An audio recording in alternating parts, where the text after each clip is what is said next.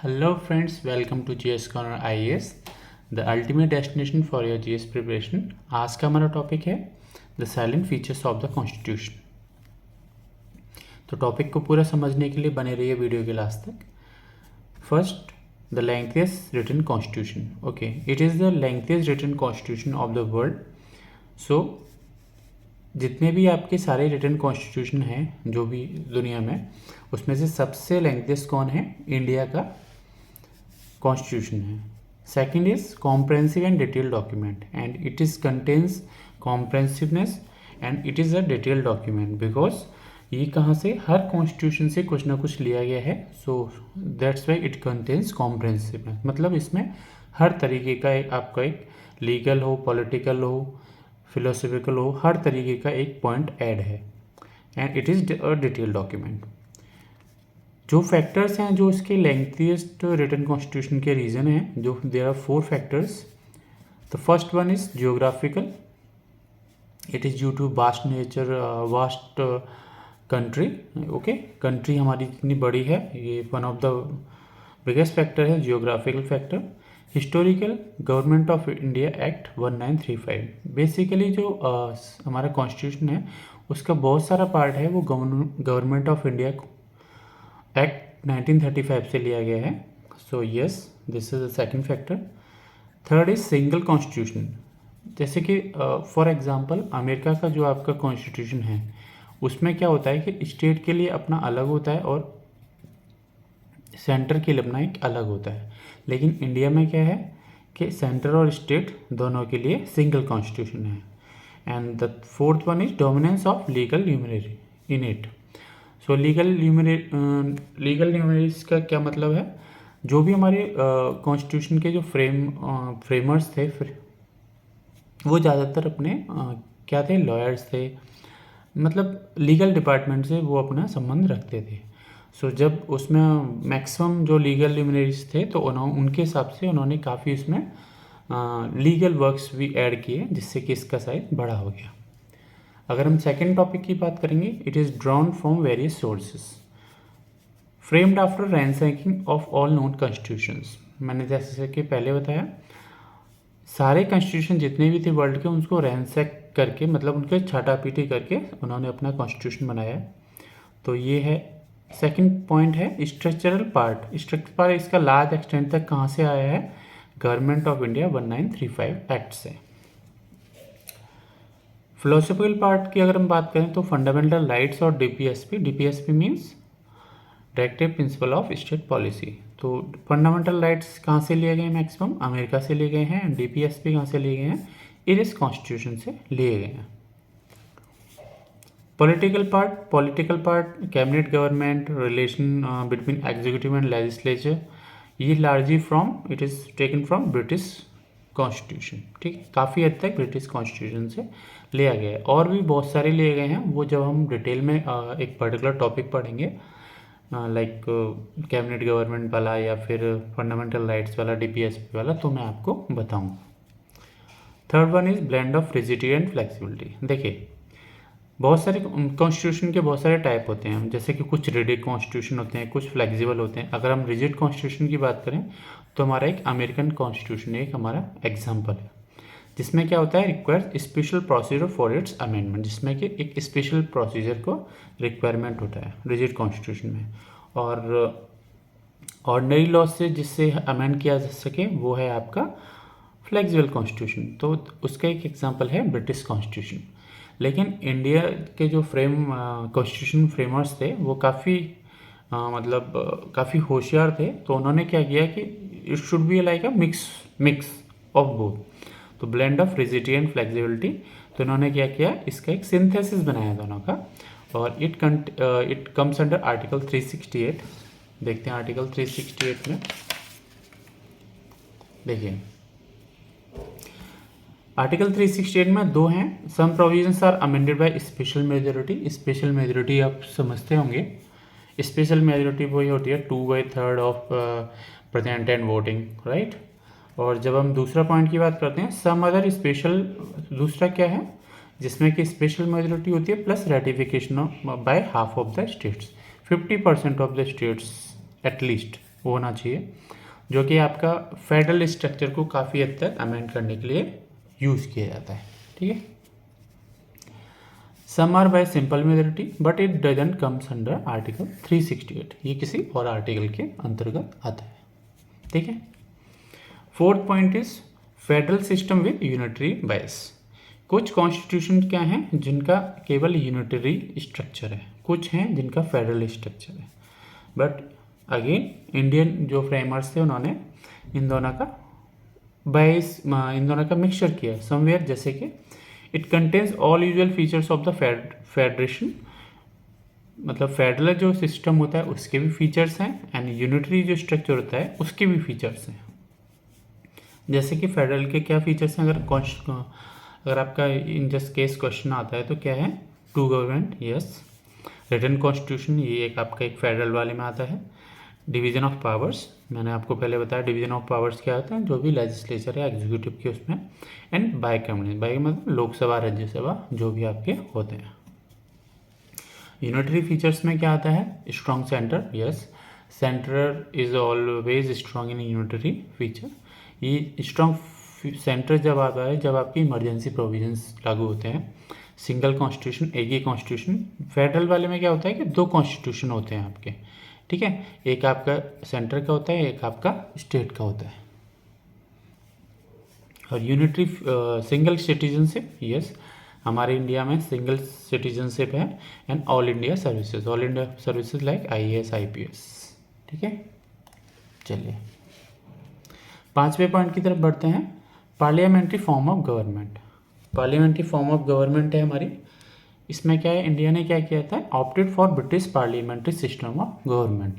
तो इन्होंने क्या किया कि जो ब्रिटिश का पार्लियामेंट्री सिस्टम है गवर्नमेंट का, इन्होंने वो अपनाया। ठीक है, इसको हम क्या कहते हैं, वेस्टमिंस्टर मॉडल ऑफ गवर्नमेंट, इसको हम वेस्टमिंस्टर मॉडल ऑफ गवर्नमेंट भी बुलाते हैं, right. Indian state has an elected head republic, and while British state has hereditary head that is monarchy. But yes there is a difference, जैसे कि India ने काफ़ी हद तक ब्रिटिश पार्लियामेंट्री सिस्टम को अपनाया, लेकिन उनका जो इलेक्टेड हेड है वो राष्ट्रपति, जो कि इसको हम रिपब्लिक के उसमें भी बोल सकते हैं। और ब्रिटिश स्टेट का जो हेड होता है वो हेरिडिटरी, मतलब उनके प्रिंस जो होता है वही आपका हेरिडिटरी हेड होता है। तो ये डिफरेंस है ब्रिटिश में और इंडिया में। ठीक है, चलिए आगे चलते हैं। Integrated and independent judiciary, yes, मतलब ये आपका इंडियन जो कॉन्स्टिट्यूशन का एक बहुत ही अहम भाग है। Constitution establish the judicial system that is integrated as well as independent, यानी कि इंडियन का जो जुडिशरी सिस्टम है वो इंटीग्रेटेड है और इंडिपेंडेंट है। इंडिपेंडेंट मतलब इरेस्पेक्टिव ऑफ एनी सिनेरियो वो अपना काम अच्छे से कर सकता है।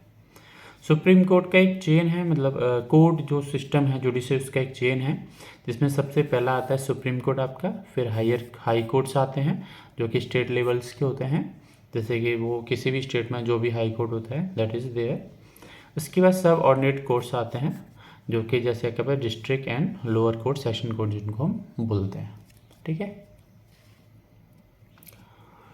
Supreme court, higher court of appeal, the guarantor of fundamental rights and guardian of constitution. Yes, the guardian of the constitution, ये क्वेश्चन आया था यूपीएससी का, who is the guardian of constitution. तो इसमें काफ़ी सारे ऑप्शन थे but the right answer is supreme court, right. तो supreme court higher court of appeal है, गारंटर ऑफ हमारे जो फंडामेंटल राइट्स हैं, जब हमारे फंडामेंटल राइट्स को अगर हमें लगता है कि उनका हनन किया गया है, इनका जस्ट ब्रीच हुआ है, तो हम उसके लिए कहाँ जा सकते हैं, डायरेक्टली सुप्रीम कोर्ट में जा सकते हैं। और कॉन्स्टिट्यूशन का गार्जियन है, मतलब कॉन्स्टिट्यूशन का अगर सुप्रीम कोर्ट को ये लगता है कि somewhere it is a government is at fault, तो it uses its judicial review power to amend that thing, right. इसके बाद है enforces both the centre as well as state laws. ठीक है, सेंटर एंड स्टेट लॉज दोनों पे enforcement रहता है इसका, जो भी सेंटर के भी लॉज हैं, स्टेट के भी जो लॉज हैं, सब पर इसका जो फाइनल डिसीजन होगा वो इन्फोर्स होगा। ठीक है, चलिए अभी आगे बढ़ते हैं।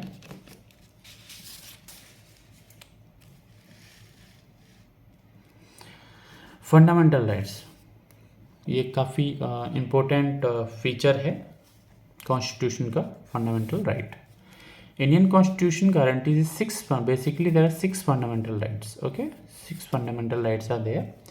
तो एक एक करके, बाकी मैं इनको डिटेल में, जब मैं फंडामेंटल राइट पे एक अलग टॉपिक आपके लिए एक अलग वीडियो लाऊंगा तो फिर मैं उसमें कवर करूँगा। बेसिकली क्या है, राइट टू इक्वलिटी, पहला जो है राइट टू इक्वलिटी है, इट कम्स आर्टिकल 14 to 18, ठीक है, आर्टिकल 14 से लेके आर्टिकल 32 तक राइट टू इक्वलिटी 14 to 18। दूसरा है आपका right to freedom, that is comes under article 19 to 22। Right against exploitation, जो कि आपने, एक्सप्लॉयटेशन मतलब शोषण के विरुद्ध जो अधिकार होता है, अगर आपको कुछ शोषण कर, yes there is a right for you, तो आप उनको आवाज़ उठा सकते हो। It comes on article 23 and 24।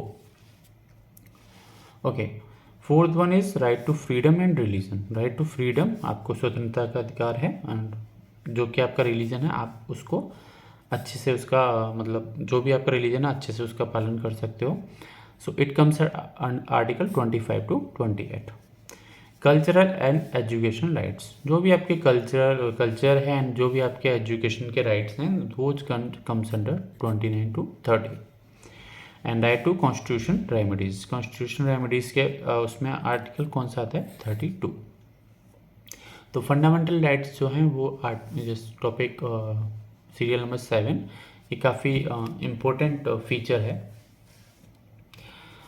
They operate as limitation on tyranny of the executive and arbitrary laws. It means कि जो भी आपका आपको ये नहीं है कि फंडामेंटल राइट्स मतलब आपके फंडामेंटल राइट्स पे जो भी एग्जीक्यूटिव या आर्बिट्री जो लॉज होंगे उनकी टायरनी को आप मतलब झेल पाओगे। जस्ट लाइक कि फेयर यूज़ आप अपना कर सकते हो अपने फंडामेंटल राइट्स के थ्रू, मतलब अनफेयर यूज़ ऑफ पावर नहीं हो पाएगा अगर आप फंडामेंटल राइट्स को यूज़ करते हो। तो they are justiciable in nature, मतलब आप इनके जो अगर आपको लगता है कि आपके फंडामेंटल राइट्स को कहीं से अब हटाया गया है या जो भी किया गया, तो आप इसके लिए कोर्ट जा सकते हो। The aggrieved person can directly go to supreme court, आप इसके लिए डायरेक्ट सुप्रीम कोर्ट जा सकते हो। और पहला था टायरनी ऑफ द एग्जीक्यूटिव, मतलब कोई भी जो लॉज होंगे, एग्जीक्यूटिव लॉज होंगे, तो उनके खिलाफ ये ऐसा है, अनफेयर यूज़ से आपको बचाते हैं fundamental rights.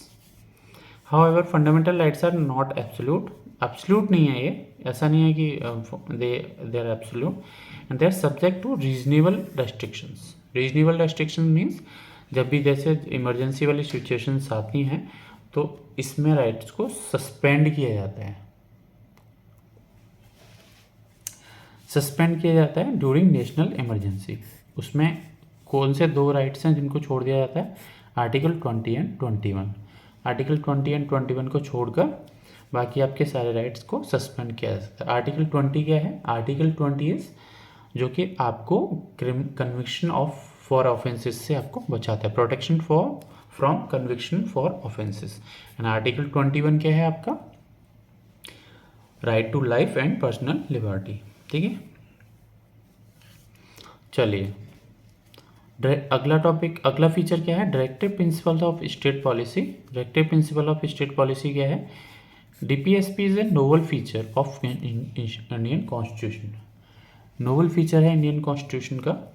They seeks to state establish welfare state, मतलब for welfare of the people, they are just established in the constitution, these are non justiciable in nature, मतलब इसके लिए आप कोर्ट नहीं जा सकते हो, they are just a moral obligation for the state government, right? they impose a moral obligation on the state authorities for their application, मतलब उनको लागू करने के लिए आप एक मोरल ऑब्लिगेशन उन पर थोप सकते हो, इम्पोज कर सकते हो स्टेट अथॉरिटीज़ पे। बाकी जस्टिसेबल नहीं, मतलब ऐसा नहीं है कि आप इसके लिए कोर्ट में चले जाओगे कि सर ये डीपीएसपी लागू नहीं हो रहा है इस स्टेट में, ऐसा नहीं है। ये स्टेट की एक मोरल ऑब्लिगेशन है कि हाँ हमें जनता की भलाई के लिए डायरेक्टिव प्रिंसिपल्स को लागू करना चाहिए। डीपीएसपी 3 प्रकार के होते हैं, जिसमें है कि आपका पहला है socialistic, Gandhian and third one is liberal intellectual. इसके बारे में हम डिटेल में जब पढ़ेंगे, जब हम डीपीएसपी का चैप्टर पढ़ेंगे। ओके, अभी मैं आपको शॉर्ट में बता रहा हूँ, ठीक है। चलिए आगे देखते हैं।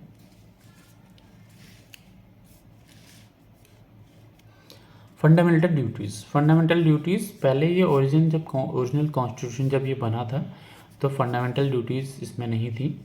The original constitution did not provide for this, ठीक है, इसमें नहीं थी ये। इनको कब ऐड किया गया? Added during interval of internal emergency 1975 to 77 by 42nd amendment act, ठीक है। 42 में जो संविधान संशोधन से इनको मतलब ऐड किया गया, और इमरजेंसी के पीरियड में 1975 से 77 तक। और इसमें कमेटी का ये क्वेश्चन आ सकता है, स्वर्ण सिंह कमेटी के थ्रू इसको किया गया था। इसके बाद क्या है? They promote the spirit of common brotherhood amongst all the people. एक कॉमन भाईचारा आता है fundamental duties. Basically fundamental duties को अगर आप सिंपल वर्ड्स में समझें कि जो हमारे कर्तव्य क्या हैं देश के लिए, बेसिकली ये है कि हमें क्या करना चाहिए। जैसे कि जस्ट फॉर एग्जांपल कि अगर कोई नेशनल हेरिटेज है तो ये एक चीज़ अंदर से आती है कि हाँ हमारा एक उसको प्रोटेक्ट करना है, ठीक है, प्रोटेक्ट करना है। तो ये मेरी एक फंडामेंटल ड्यूटीज़ हो गई, ठीक है।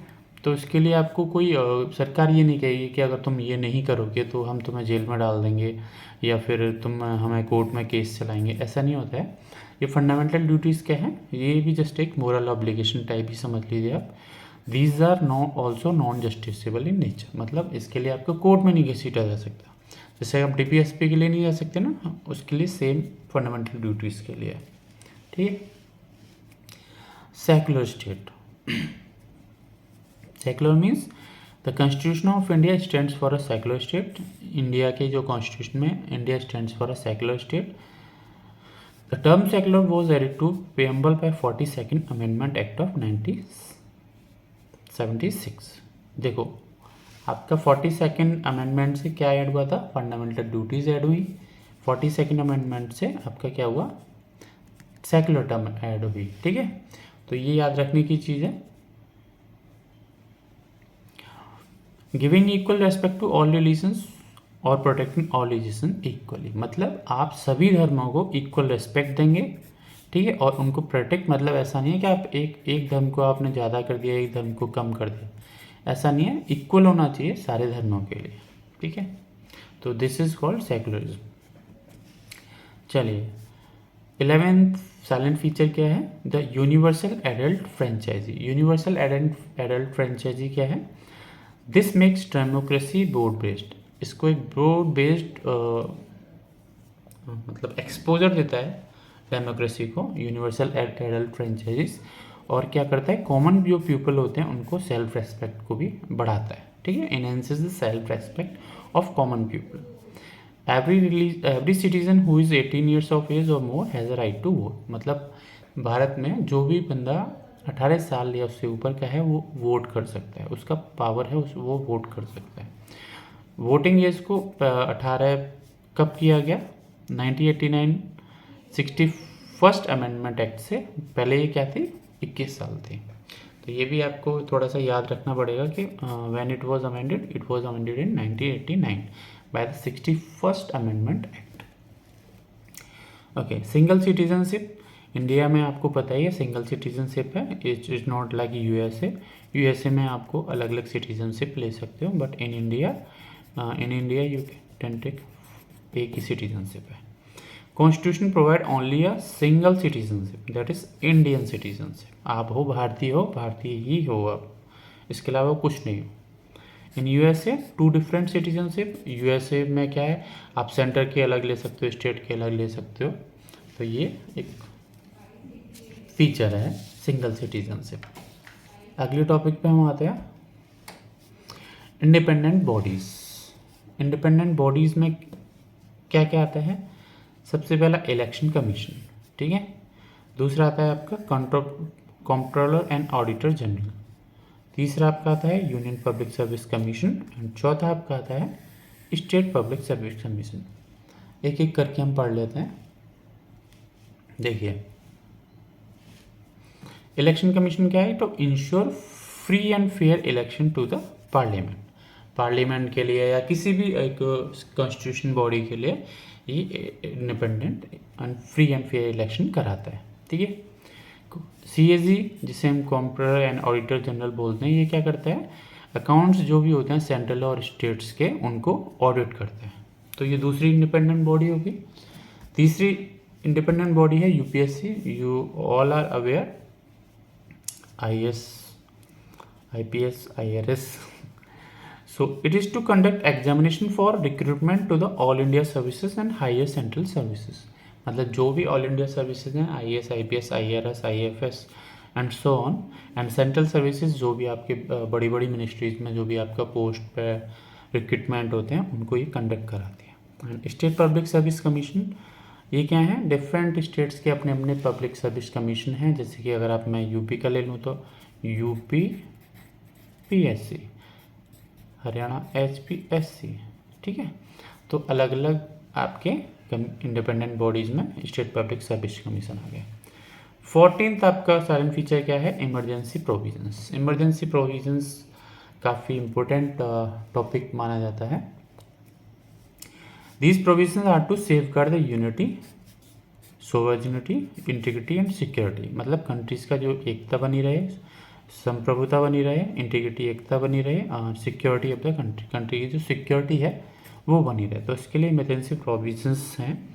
देखिए, 3 टाइप की इमरजेंसी होती है। एक होती है आपकी नेशनल, एक होती है आपकी स्टेट इमरजेंसी, एक होती है आपकी फाइनेंशियल इमरजेंसी। तो एक एक करके मैं आपको बता देता हूँ। नेशनल इमरजेंसी क्या है कि ground of the war, external aggression और आर्म रेबेलियन। देखिए, ग्राउंड ऑफ वॉर मतलब जैसे भारत पाकिस्तान का अगर युद्ध होता है तो आपकी नेशनल इमरजेंसी को लगाया जा सकता है। एक्सटर्नल एग्रेशन मतलब अगर कोई दूसरी कंट्री है, वॉर नहीं है बट उससे हमें एक तरीके का थ्रेट है, तो हम नेशनल इमरजेंसी गवर्नमेंट लगा सकती है।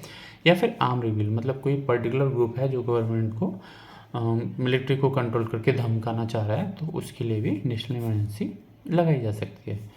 तो national emergency comes under article 352। ठीक है, आर्टिकल 352 के अंडर आती है। स्टेट इमरजेंसी क्या होता है, जिसे हम दूसरा नाम इसका प्रेसिडेंट रूल भी बोलते हैं। ये क्या है, देखिए इसमें 2 चीज़ होती हैं। इसमें क्या है कि एक तो आपका है कि जब स्टेट जो भी कॉन्स्टिट्यूशनल डायरेक्शन है, मतलब डायरेक्शन ऑफ सेंटर है, उसको मानने से इनकार कर दे, या उसमें मतलब सेंटर को ऐसा लगता है कि हाँ state government is not like doing something according to the centre के जो भी लॉज हैं, तो सेंटर इसमें क्या कर सकता है, प्रेसिडेंट रूल। दूसरा है कॉन्स्टिट्यूशन में जो मैकेनिज्म होती है, मशीनरी होती है, वो वहाँ पे सेंटर में फेल हो जाए। तो जैसा कि मैंने पहले बताया, फेलर ऑफ कॉन्स्टिट्यूशनल मशीनरी और failure to comply with the direction of centre. तो ये comes under article 356 and 365। Financial emergency, financial emergency on the ground of threat to the financial stability. मतलब अगर आपको देश में जो भी वित्तीय समस्या कुछ ऐसी हो जाती है कि इनस्टेबिलिटी हो जाती है, तो फाइनेंशियल इमरजेंसी को लगाया जा सकता है। It comes under article 360।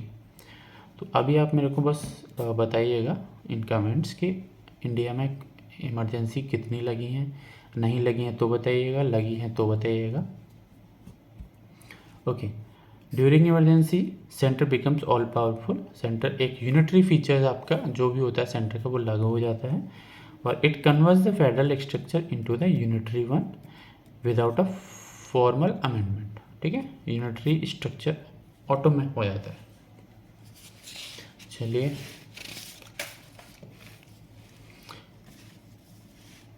Three tier government. Three tier government मतलब 73rd and 74th constitutional amendment act 1992 have added a third tier of government, i.e. Local. ठीक है, which is not found in any other constitution of the world. मतलब दुनिया के किसी भी constitution में ये थर्ड टायर गवर्नमेंट है, ये नहीं पाई जाती है। Third tier of the government which is local.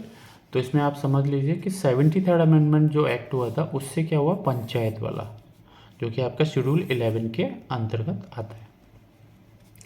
और 74th अमेंडमेंट एक्ट से क्या ऐड हुआ, म्यूनिसिपलिटीज़ के लिए, जिसमें कि अर्बन आपके लोकल गवर्नमेंट्स आती हैं, जो कि शेड्यूल 12 यानी कि 12वीं सूची में आता है कॉन्स्टिट्यूशन का। ठीक है, तो वैसे नॉर्मली क्या होता है कि सेंटर स्टेट बस यहाँ तक ख़त्म हो जाता है। 3rd जो टायर होता है दैट इज़ लोकल, जिसमें कि आपके पंचायती राज आता है, पंचायत एंड म्यूनिसिपलिटीज़। ठीक है, तो ये केवल इंडिया में पाया जाता है। तो ये 15वां फीचर हो गया है।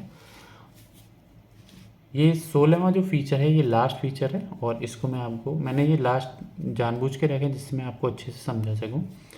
Synthesis of parliamentary sovereignty and judicial supremacy. देखिए, कुछ कॉन्स्टिट्यूशन क्या है वर्ल्ड में जिसमें कि आपका पार्लियामेंट्री सोवरेनिटी ही है, मतलब वहाँ पे सुप्रीम कोर्ट की जो पावर है वो काफ़ी कम है। कुछ में आपकी जो जुडिशियल सुपरमेसी है वो काफ़ी ज़्यादा है कुछ कॉन्स्टिट्यूशन में, और वहाँ पे जो लॉ मेकर्स हैं उनकी पावर उतनी नहीं है। ठीक है, तो लेकिन कॉन्स्टिट्यूशन फेमर्स जो थे उन्होंने क्या किया कि sovereignty of parliament, judicial supremacy दोनों को सिंथेसिस किया, ऐड किया। अब जैसे मैं आपको बता रहा था सुपर सोवरेनिटी ऑफ पार्लियामेंट, ये ब्रिटिश कॉन्स्टिट्यूशन के अंदर आती है। ब्रिटिश कॉन्स्टिट्यूशन में पार्लियामेंट की जो सोवरेनिटी है वो काफ़ी हद तक ज़्यादा है, एंड अमेरिका में क्या है, जुडिशियल सुपरमेसी काफ़ी हद तक है। तो फ्रेमर्स ने क्या किया है, दे प्रेफर्ड प्रॉपर सिंथेसिस, दोनों का प्रॉपर सिंथेसिस बनाया उन्होंने। Supreme court one hand can declare the parliamentary laws at unconstitutional through its power of judicial review. मैंने जैसे कि पहले बताया था, सुप्रीम कोर्ट क्या कर सकता है, किसी भी पार्लियामेंट्री लॉज को अनकॉन्स्टिट्यूशनल ठहरा सकता है अगर उसको लगता है कि ये अनकॉन्स्टिट्यूशनल है, through the power of judicial review. और दूसरी एंड पर क्या होता है कि the parliamentary on the other hand can amend the major portion of the constitution through its constitution power, जो कि अपनी उसकी कॉन्स्टिट्यूशन पावर है, स्पेशल मेजॉरिटी हो या hard of the ratification states हो, उससे क्या कर सकती है, कॉन्स्टिट्यूशन के बहुत सारे मेजर पार्ट को वो चेंज कर सकती है। तो there is a proper synthesis of parliamentary sovereignty and judicial supremacy in our Indian constitution. Okay, तो ये आपके 16 फीचर्स थे, silent features of the constitution. अगर आपको कोई भी क्वेरी है तो प्लीज़ आप कमेंट्स में डालिए। अगर आपको किसी टॉपिक पर, पर्टिकुलर टॉपिक पर आपको कोई चैप्टर चाहिए तो आप प्लीज़ उसे लिखिए, मैं आपके लिए वो चैप्टर लेकर आऊँगा। So that's it for the day, thank you so much, and please don't forget to like, share and subscribe. Have a nice day.